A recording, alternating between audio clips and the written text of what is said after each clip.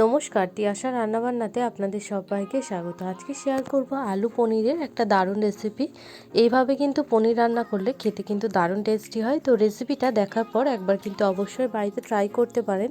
আর যদি ভালো লাগে তাহলে কিন্তু অবশ্যই লাইক, কমেন্ট আর সাবস্ক্রাইব করবেন। তো তার জন্য সবার প্রথমে গ্যাস অন করে একটা কড়া বসিয়ে তাতে দিয়ে দিয়েছি পরিমাণ মতন সাদা তেল।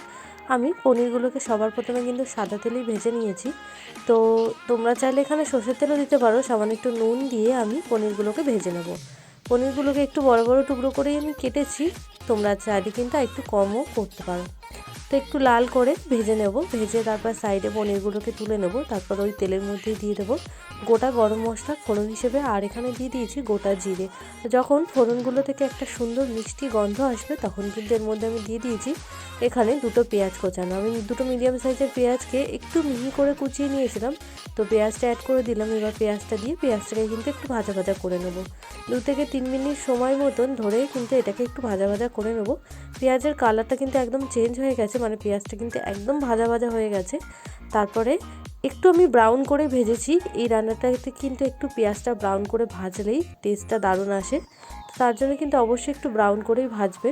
তারপরে এখানে আমি টমেটো অ্যাড করে দিলাম আর আলু দিয়ে দিয়েছি। এখানে 3টে মিডিয়াম সাইজের আলুকে এইভাবে টুকরো টুকরো করে কেটে নিয়েছিলাম। তো আলুটা দিয়ে তারপর স্বাদ মতো নুন দিয়ে আমি এটাকে 2 থেকে 3 মিনিট মতন একটুখানি কষিয়ে নেব, যতক্ষণ না পর্যন্ত সব মশলার যে কাঁচা ভাব থাকে বা যে কাঁচা গন্ধটা থাকে সেটা যতক্ষণ না চলে যাচ্ছে ততক্ষণ কিন্তু এটাকে কষিয়ে নেব। তারপরে দিয়ে দিলাম 1/2 চামচ মতন আদা রসুন বাটা, দিয়ে আবারও 2 থেকে 3 মিনিট মতন একটু কষিয়ে নেব।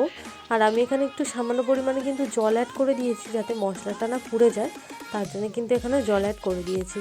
তারপর আমি সামান্য আরেকটু জল দিয়ে আমি মশলাটাকে কষিয়ে নেব 2 থেকে 3 মিনিট মতন সময় নিয়ে। তারপর এখানে হলুদ গুঁড়ো, লঙ্কার গুঁড়ো, জিরে গুঁড়ো, ধনের গুঁড়ো অ্যাড করে দিলাম। সব কিছু 1/2 চামচ মতন দিয়েছি, সামান্য একটু জল দিয়ে মশলাটাকে কষিয়ে নেব যাতে মশলাটা পুড়ে না যায়।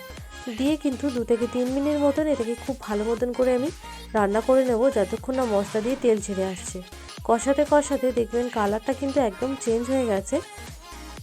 এবার কিন্তু আমি এর মধ্যে জল অ্যাড করে দেবো আর ভেজে রাখা পনিরটা অ্যাড করে দিলাম, দিয়ে 2 থেকে 3 মিনিট মতন এটাকে রান্না করে নেব। ব্যাস রেডি হয়ে গেল কিন্তু আমাদের দারুণ স্বাদের টেস্টি টেস্টি আলু পনিরের তরকারি। যদি রেসিপিটা ভালো লাগে তাহলে কিন্তু অবশ্যই লাইক, কমেন্ট আর সাবস্ক্রাইব করবেন।